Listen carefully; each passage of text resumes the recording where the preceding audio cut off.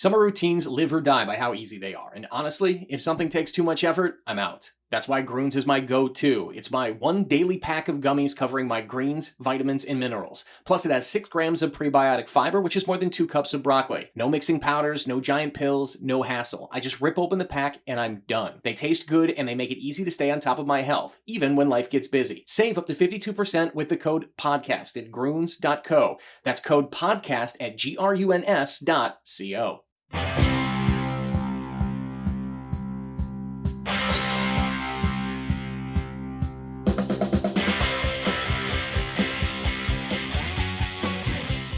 Hi, everybody. This is Dawn Mitchell, and welcome to Dawn of Sports. We have an awesome show for you today. Alexa Score, you have seen her beautiful face on television, whether it's the Due North Show, Off-Road Odyssey. She is also working for Mastercraft Boats. She's got a lot to talk about on that, and also a professional wakeboarder.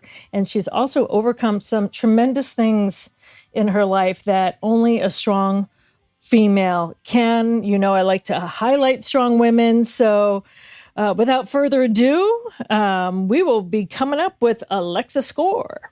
This is Dawn of Sports. Thanks for listening. We do appreciate it. We're coming to you from the Aquarius Home Services Studios. Best way to listen to this show or any of our shows at talknorth.com. Please subscribe to your favorite podcast app. It's free, it's easy, and we appreciate it. We are being brought to you today by Lexus of Wayzata and Maplewood, and we are also being produced by Alex Haugen. Thanks to Alex, and thanks to Dawn for never mentioning my beautiful face. You do have a beautiful face, though, Jim. We're just going to have to splash out your photo every now and again. Just to actually, I think we're keeping the photo private is the best way to go here.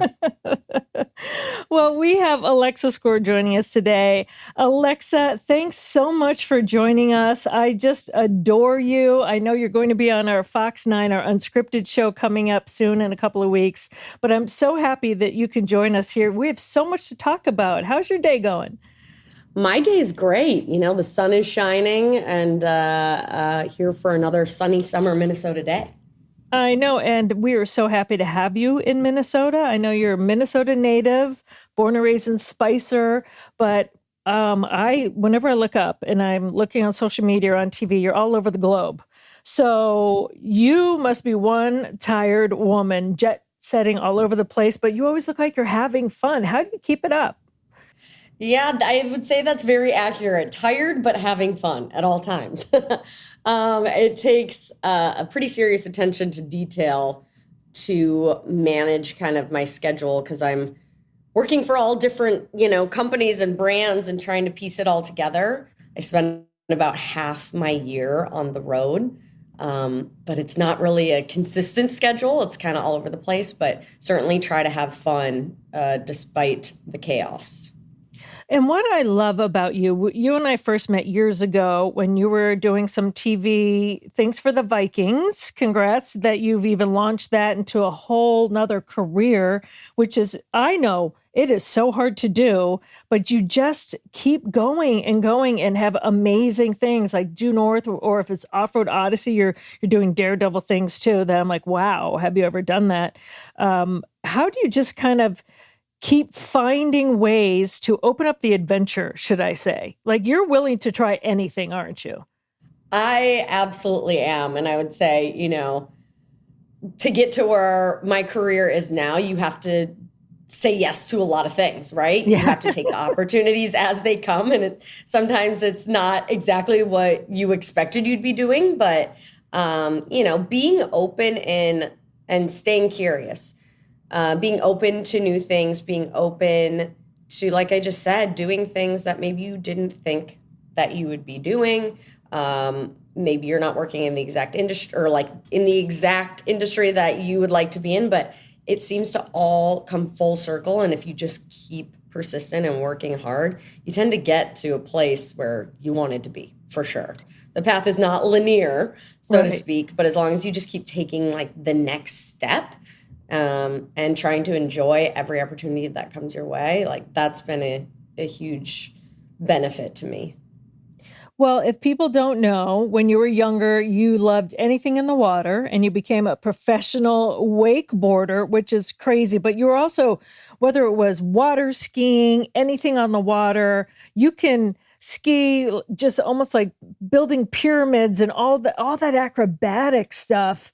When you first got in the water, what age were you, and what draw you like kind of to the water? Be like, okay, now I'm in the water, I love it, but now let me go like 1 foot on a board at like 80 miles an hour. Maybe not that fast, but I grew up on Green Lake in Spicer, Minnesota, which is a really special little resort town, a beautiful lake for recreation and for fishing and all kinds of activities. So was very fortunate to be exposed, to the lakes of Minnesota at a young age.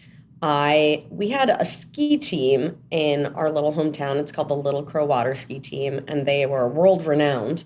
They still are, but at the time, even more so. And you'd go to the ski show every Friday night. It's just kind of what you did.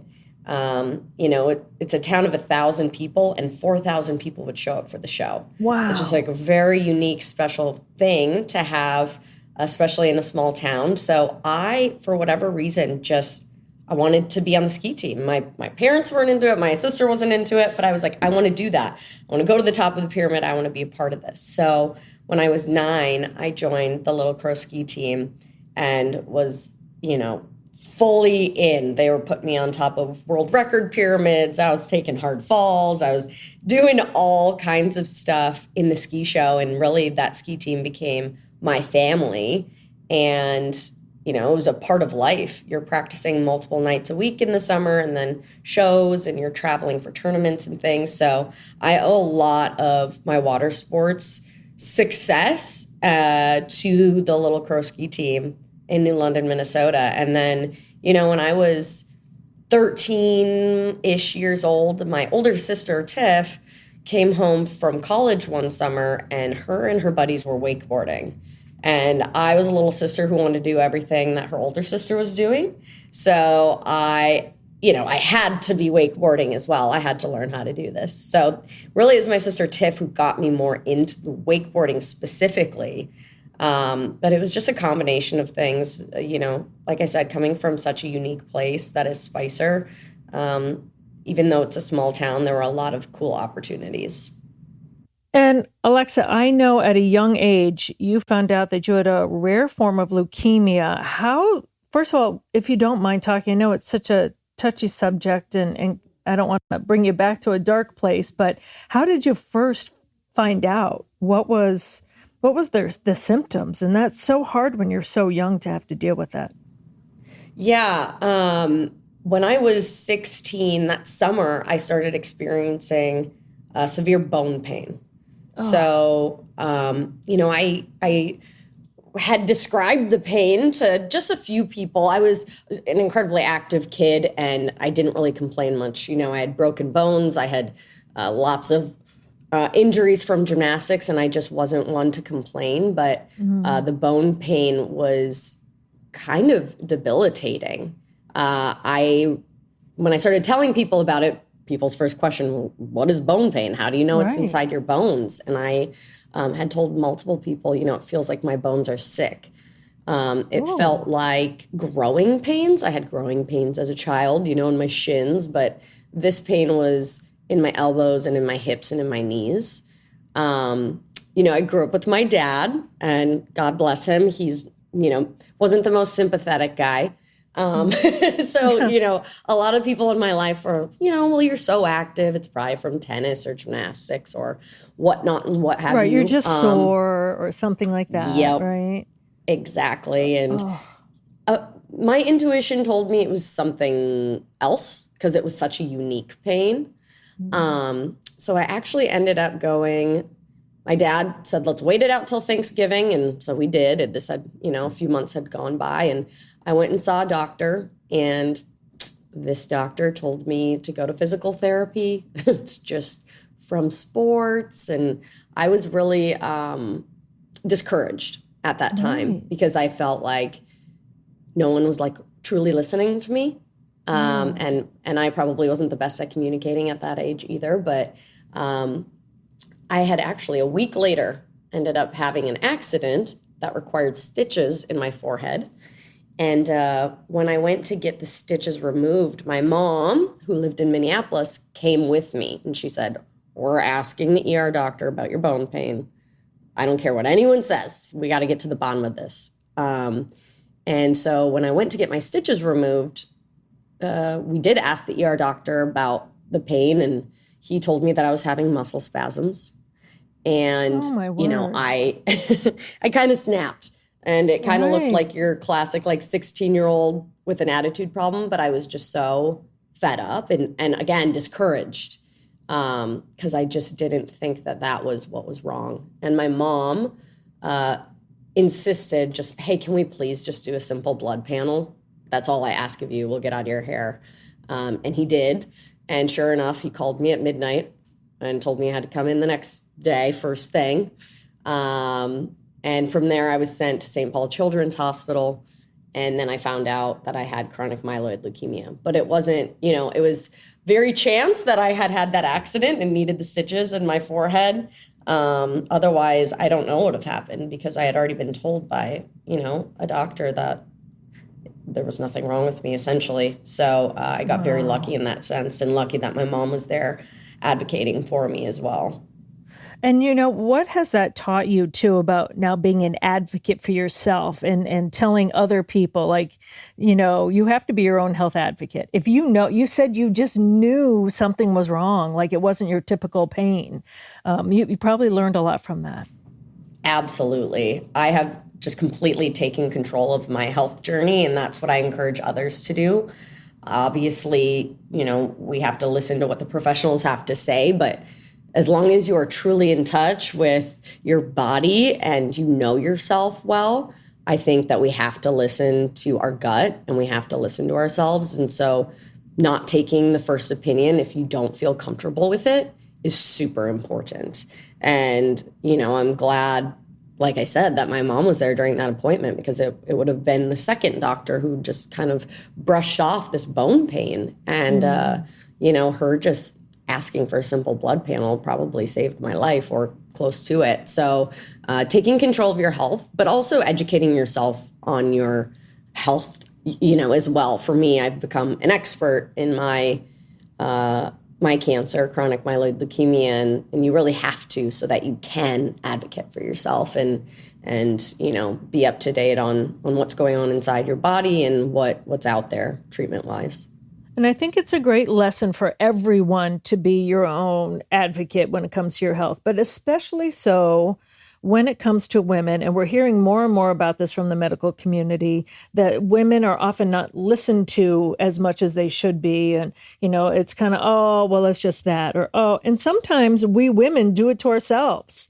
We're like, oh, I'm just tired, or I must have. But if you have that knowing, just like you had in that back of your mind, even if you're young and you just know something's wrong, you just keep pushing to find that out. And I remember my dear friend, Steve Frazier, he used to work at Fox 9, and he knew beforehand. He said something is wrong. He ended up having pancreatic cancer, but the pain where he had it was exactly where he had the pain. And he even had one doctor at one point tell him it was all in his head. So I guess, the message that people should learn is if please don't stop if you're still feeling that, because I think later in your life too, where you were given the choice, I should say, between having bone marrow transplant or doing an experimental drug, you still went with your intuition on that, right? Yeah, that was when I was 16. So that was right after the diagnosis. I had been told by multiple doctors that looked me in the eyes and said, you will die without a bone marrow transplant. Wow. Which is a pretty aggressive thing to say. To a 16-year-old as well. Mm-hmm. And also just given the fact that there was this other medication out there that Dr. Yoav Messenger at St. Paul Children's Hospital had told me about. And it was brand new. But, for people to tell me, oh, no, you have to have a bone marrow transplant. That was very interesting. But for me to still feel that chemistry with Dr. Messenger and trust him, I said, no, there's actually something else available. And that's what I'm going to do instead. So I was given the choice, and my parents did allow me to make that decision on my own. And, with their guidance, of course, if they felt strongly one way or the other, they obviously would have encouraged me to do that. But, the experts aren't always right. And so, like you said, it is so important to trust yourself and to listen to your body. While, of course, we don't want to be constantly thinking about that there's something wrong with us. And of course, that can consume you as well. But for sure, just trying to be in touch with your body and listening to your gut is so important. Well, here's why you have always been, even from afar, when we met each other briefly in all these years, why you have always been an inspiration to me, because I had heard of your story, and I had also heard that you're like, okay, now that you were starting to get healthier, you didn't know how long that you had. You decided, I'm going to live. Like, you chose the live, the joy. I love water. I want to be around it all the time. And then you made some tough decisions there still for someone very young. Yeah, I, decided the first 6 months after diagnosis were very dark for me. I was just incredibly ill, incredibly weak. The side effects from the medication were terrible, excruciating. And slowly over time, those side effects dissipated. There was a time even during that 6 months where the doctor, Dr. Messenger said, we might have to have a bone marrow transplant because your quality of life is so low. But he's like, let's just give it a couple more weeks. Let's just see if these side effects will dissipate. And sure enough, they did. And when I started feeling stronger, my prognosis was still very unknown because this medication, no one had been on it for more than a couple of years. And if it worked for them, we didn't know for how long. And but I decided, I want to be on the water. That's my number one passion is my family and being on the water. And so I decided I was going to graduate high school early and move to Orlando, Florida, which is, the industry hub for wakeboarding and water sports. So that is what I did. And my sister supported that journey, and she said, hey, I'll move to Orlando with you. And we had planned really only to stay for a short amount of time, but I ended up staying for 10 years. So, and my sister still lives in Florida. So, moving down there had initially been just so I could be on the water while I was feeling good, because I didn't know how long I would feel good or be alive for. And that turned into, hey, I might actually be able to pursue this dream of becoming a professional wakeboarder. And then when on my 21st birthday, I competed in my first pro contest. Wow. So, yes, it's pretty fun. And, just to have that mindset that I'm going to take it one day at a time, and I'm going to enjoy life, and I'm going to fight for my happiness and what I want. And now to be like, you're still taking your chemo pill every day, though, right? To this day. Yes, Aren't correct. you? Yes. So I am still on the same medication 18 years later. Wow. I am kind of the poster child for this drug. It's said to have saved hundreds of thousands of lives to this point. But for a lot of people, it doesn't work for 2 decades. A lot of times the cancer mutates and becomes resistant to the drug. But for me, I have been able to take this chemotherapy pill for 18 years, and there are still side effects. And of course, never-ending medical bills and the stresses that come with a chronic disease, going to the oncologist every 3 months and paying for the medication, and then, other side effects on top of that. But it has truly kind of just become my new normal, and has just been a humbling, experience where, yeah, tomorrow's definitely not promised. So let's capitalize on today and have fun. When people see you, they see you as the picture of health, right? She's beautiful, she's athletic, she's traveling the world, she's on TV shows, she's repping companies, Mastercraft Boat Company, I think even at one point Body Glove, you name it, like Hard Rock Cafe. You're repping all of these unbelievable companies, and people look at you, and sometimes, they always say it's the invisible, they don't know what you're fighting, the invisible diseases, which is very visible when you don't feel well. But do you sometimes pinch yourself saying, despite everything that I fight through, despite it all, look what I am doing. Look, I am truly living. Do you allow yourself those moments to give yourself your own flowers, so to speak? It wasn't until recently. I was always pretty hard on myself and always felt like I should have been doing more. It really has come to a point the last couple of years where I have to stop and reflect and just think about all the things that I've been able to do over the past 18 years and had the opportunity to do. And it's humbling when you're like, you can actually kind of pat yourself on the back in a quiet, by yourself in a quiet room, just say, hey, like we've done pretty good for the circumstances. For a competitive, disciplined person, I know a lot of people can relate to that, where sometimes it's hard to actually, take a step back and congratulate yourself or be proud of yourself. But It has always been this kind of like inner pride that I've practiced, where it's like, no one, like you said, it's a double-edged sword, looking healthy and maybe not feeling healthy or having to deal with all this stuff behind the curtain. But you have to be proud of yourself first. Yes. Because there's no amount of sympathy. There are no amount of likes or comments on social media that will replace that. You truly have to be proud of yourself first. And then, whatever comes on top of that is great. But, just recognizing what I had gone through from the beginning and just saying, I know what I've gone through. So that's all that matters. But, I've had tremendous support from all walks of life and all areas of my life. So that's been, invaluable. So glad to be able to hear your story, Alexa. Thank you. Let's take care of the business here. We do want to thank Lexus, Wayzata, and Maplewood. Hey, Rosie here for Lexus of Wayzata and Lexus of Maplewood. If you're in the market for a new luxury vehicle, look no further than my good friend Charlie Swanson at Lexus. Whether you're on the west or the east side of the Twin Cities, they have got you covered with two great locations, Lexus of Wayzata and Lexus of Maplewood. Check out the all-new Lexus TX, a spacious SUV with 3 rows of seating and plenty of room for all your gear. Head over to lexusofwayzata.com or lexusofmaplewood.com for details and to find your next ride today.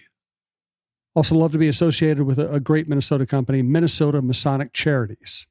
And a reminder, use the promo code TALKNORTH15. You will get 15% off your orders at natrium.com. It's Natreum. They have the mothership store in St. Louis Park. You should go over there and talk to the sales associates, figure out what works for you in your life. And then just go to natrium.com, use the promo code TALKNORTH15, get 15% off. As I've told you, I use it for muscle pain, joint soreness, sleep aids, fun, stuff that tastes good, stuff that won't hurt you. It's all natural. It's everything from gut health to quick stress relief. They have something for you at Natrium and natrium.com. Back to Dawn.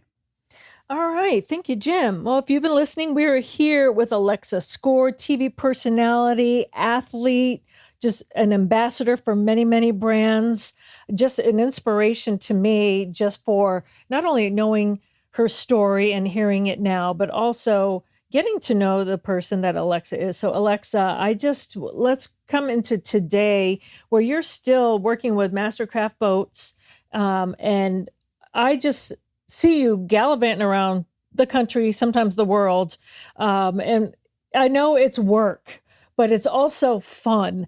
And you have seemed to have mastered that very well. What is it like to be able to be with them and travel the world, as well as do your TV shows and be on Due North and Off-Road Odyssey and all of that? But when you get to work, and I think you just said recently you're out in Tahoe, and when the golfers aren't golfing, they're on boats with you. So somebody's free time is your work time, and I know that all too well. It can be fun, but gosh, you must be exhausted. Yeah, it's a lot, but it's a whole lot easier when work is outside on a boat and it's your favorite thing to do. Right. Certainly just so grateful for the opportunity to work with Mastercraft. They have been a huge support to me and enabling me to share my first passion of water sports with so many other people.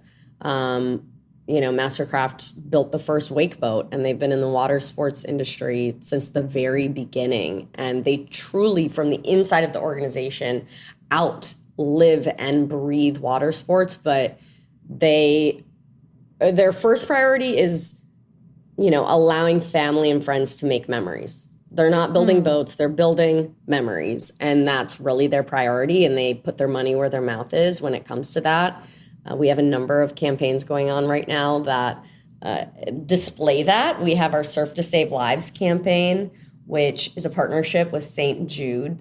For every minute that people log on the water on the Mastercraft Connect app, Mastercraft is going to donate $1 to St. Jude. So they've promised up to $75,000. This is the third year of that campaign. Wow. So St. Jude also committed to, helping families create more memories. We want to help these kiddos in need with chronic diseases, with cancers. We want them, to live long, healthy lives if they can. And St. Jude is certainly dedicated to that. And so I'm super proud to be a part of that partnership.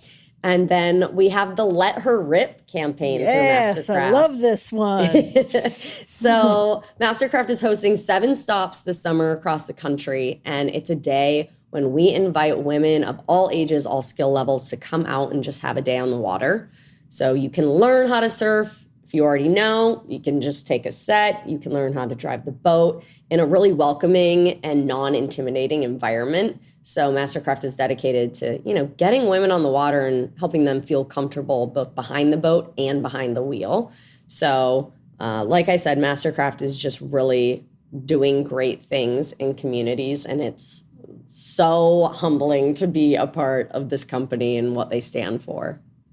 I just love that not only are you helping to save lives and partnering with St. Jude, but also helping to formulate not only memories, just like, Mastercraft loves to do, but for a young woman like yourself, like you said, you were inspired by being around the water, and then you saw other people doing it to try it. Now to kind of come full circle and help other young girls, young women just try their hand, I should say, at doing what you love. Isn't that kind of a full circle moment in many ways for you? Most definitely. I mean, if my 9-year-old self could see how much time we get to spend on the water and that we get to share this with other girls, of all ages, it would blow my mind as a 9-year-old, to be able to tell her that. But for me, the water shaped who I was and has been such a big part of my journey, both personally and professionally, through my darkest hours. That's what I thought about. And so it never gets old for me. I never take it for granted. Not a single minute out on the water is taken for granted. So it is totally a full circle. And those are the moments where I'm like, pinch me. I'm like, really? Yeah. Like, we're just, we get to be on the water and share this with others. It's really truly so cool. Yeah, and you're helping make memories for them, like core memories, like they're going to take forward. That's just so cool to be part of someone else's life that way. Absolutely. Yeah, to be able to have those moments that they might remember forever, or maybe it's just the beginning of their love or a new passion for them. That's, so cool. All right, something that's fascinated me that I wanted to ask you, and I haven't had a chance to yet. So the Sci-Fi Channel, you were in a movie, The Two-Headed Shark Attack, and I was like, I can't believe I forgot to ask you this whenever I, chatted with you. I'm like, what was that like? Please tell us. Oh my gosh, so funny. Part of Shark Week, I'm sure. It is now. Yeah, it's crazy. I don't even remember what year it was, but I got this crazy opportunity where I got a call, hey, do you want to be in this shark movie? And I'm like, ugh. At the time I was just starting my wakeboarding career, and I was like, man, people would probably think this wasn't that cool, but I'm going to do it anyways. Right. So me and my sister drove down to the Florida Keys and filmed this movie. Carmen Electra was in it, Brooke Hogan. Stop. It was Oh my called God. Two-Headed Shark Attack. It was the most ridiculous thing ever. And so after we got done filming, we're like, okay, we tell no one. We never tell anyone about this. And like 6 months later, my cousin called me and she was like, hey, I just ran across the cover of a movie and I swear this is you and Tiff on the cover. And I'm like, what are you talking about?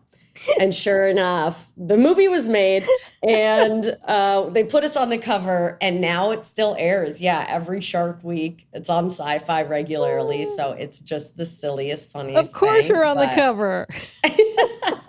So yeah, that's always been a funny one to reminisce over, but totally random. And yeah, one of the first kind of TV things that I had done.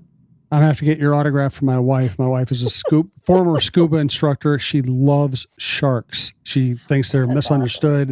Awesome. And she's the greatest defender of sharks I know. Let's put it that way. Hey, I love that. The sharks need support as well. So that's so cool. Hey, I grew up near Cape Cod. Okay. So, we live with Jaws. I know it's the 30th year or something like that, but like you never outgrow the fact that the movie Jaws was made like right up the road, right? Totally. And you're like, but I also know, I said, I've never seen a shark until I went to the Bahamas and they were nurse sharks that can't even hurt you. So no, I have never seen one in person. Yes, you had a healthy awareness. Like you said, okay, I'm going to stay kind of in the shallow end. But there's also a shark app like that you can download and they tag and they name these sharks. So you can see. So if you go to Cape Cod or Martha's Vineyard or even Nantucket, you can see where the sharks are. The ones that are tagged, of course. The other ones might be a surprise. But I'm like, oh yeah. So Jim, your wife would love that. I mean, she totally would be like, oh my gosh, where's Sid the shark? Oh, there's Amy the shark. I mean, you can just follow along, find out how misunderstood they are. Our first vacation together, she took me snorkeling with whale sharks in the Gulf of Mexico. So, are they mean? Cool. Are they? I don't know anything about. No, whale sharks are docile. They're huge. They're school bus size, but they would not hurt you. In fact, your job in the water is to not touch them. Not get any sunscreen on them. But you should basically hold still, and this school bus sized whale just goes by and looks at you. Oh my God! Not a lot of people can say they've done that. That's pretty cool. Yeah, I can't believe I did it. I would not have done that on my own, by the way. Well, Alexa, how much aware do you have to be? I'm sure a lot of stingrays, sharks, whales when you're out doing your thing. Well, most wakeboarding takes place in freshwater. Okay. So there are certainly not as many predators in lakes as there are in the ocean. But everyone's number one question about living in Florida is, of course, the alligators. Oh, yeah. Which we would see from time to time, but really it never even crossed my mind when I was in Orlando because they're so afraid of the boat and they don't really hang out in the middle of the lake. So you're pretty safe from alligators. There are also, water moccasin snakes that are not safe, but for the most part, wakeboarding is predator free.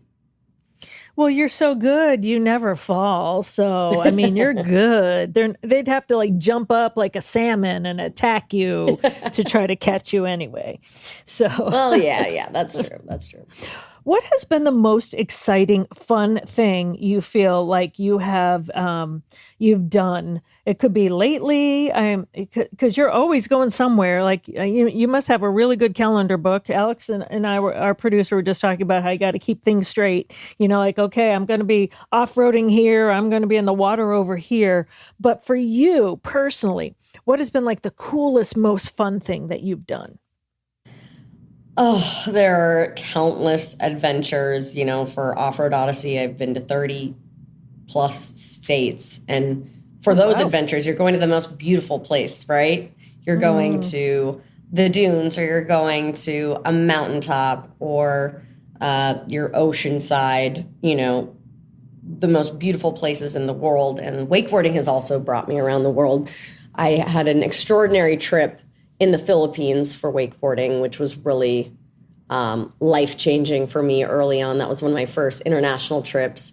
And then I did a trip with the Travel Channel back in 2015, I think, to Alaska, and I wakeboarded in Alaska in front of a glacier in a remote part of the Kenai Fjords. So that was probably Wow. the most impactful trip that I've done, was that Alaska trip for me. Oh, and was it like light 24 hours when you went? Like, I'm not sure what time of year you went. It was, yeah, it was summer. Oh, wow. And so, yeah, when you're filming a show, that's not really what you want, because they're like, well, the sun comes up at 3 a.m., so let's get out there. But it's pretty unique. We were sleeping on a boat, so to wake up at 4 a.m. and the Alaskan guys would be out there fishing, and they'd be like, oh, you're up. All right, cool. We can go wakeboarding now. But And you're like looking at your clock, blinking, looking at like, what? Yeah, exactly. So it's definitely kind of a surreal feeling to be over there when the days are that long. But that wakeboard trip was just too cool. Yeah, once in a lifetime, for sure. Do you have a dream place that you still want to get to?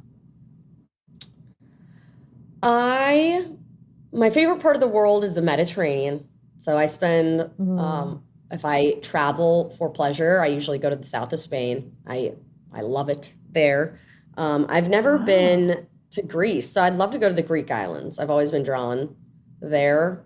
Again, part of the Mediterranean. It has a big fishing culture. But really, most of my travels are where opportunity presents. It's been, that's kind of the thing where you just say yes to opportunities and you go, even if it's not on the top of your list. And most of the time you end up having a surprisingly good time, learning something new, seeing new places, trying new things. So I have never really had a bucket list or like a travel list per se, but I obviously am always drawn to the water. So mostly warm places on the water. I recommend Santorini, Greece, by the way. We went last summer. It's incredible. That's on my list. Yes. Yeah. And Mykonos is great too, but Santorini is like something I've never seen before. Okay. All right. Is it as pretty as the pictures where everything is blue and white and the water is just like sparkling? It's better. Oh. Yeah, it's incredible. It's everything. I mean, it lives up to the pictures, but obviously the depth, and just honestly, I've traveled the world. I've never seen anything quite like that. It's called the Caldera. It's basically this huge bay created by a volcano, and everything is built around that bay. So every single business, every hotel, every place somebody lives has a view of this incredible natural miracle. All right, cool. I've already thought of another show. Me, you, and Alexa. We should just travel the world. We'll start in Santorini. There we go. Sounds good. Sign me up. Well, I'm in. We'll let Alexa handle the water stuff. I'll be on the boat. I'll be waving to you, and you can do whatever you want back there. Jim will drink. We got Alex. He'll be captaining the boat, or at least he'll be recording everything. Alex is not captaining the boat. I'm out. There we go. And try all the foods. We may never come back, but there we go. We have to come up with a name for the show, but that would be, as long as it's not like Gilligan's Island and we get lost somewhere. Name the show. Great. Name the show. Everyone but Alex. Sorry, Alex. Well, Alexa, before we let you go, if you had one piece of advice to give to young women out there about following their dreams and their strength, what would you say to them? I would encourage them to trust themselves. That was something, I second guessed myself along the way a lot as a teenager, even into my 20s. It hasn't been, until the past 5 years when I've really trusted my dreams and trusted kind of some of the goals and the crazy ideas that I've had. And I think it's just really important to try your best to block out some of those societal pressures, block out, what other people want for you. Take that into account, of course, and taking advice as you go. But I think listening to your own self is invaluable. Well, thank you. You have your Let Her Rip coming up where women can take that first step. What date is that again? If people want to find out more about that? That is on Thursday. All right. The 24th of July. I believe it's full right now, but there are other stops across the country. And if you can't get a spot this year, we'll definitely be doing it again next summer. All right. Well, best of luck to you on that. Also, the Surf to Save Lives to support St. Jude. That's amazing. Looking forward to more Due North off-road odysseys and any other adventure that you say yes to. Jim and I will be in your suitcase, and and Alex will be trying to find us. That's it. We can make a game of it. Alex just trying to find everywhere in the world that we go. And just the best of luck to you, because like I said at the beginning of this, you are an inspiration. You always have a smile on your face, and you are one strong warrior. Thank you so much for joining us today. I really appreciate it. Thank you so much for having me, and thank you for the kind words. It means a lot coming from you. Oh, and from Jim. And from Jim. And from Jim. I'm just here to read ads. All right. Thank you, Alexa. Absolutely. Thank you guys so much.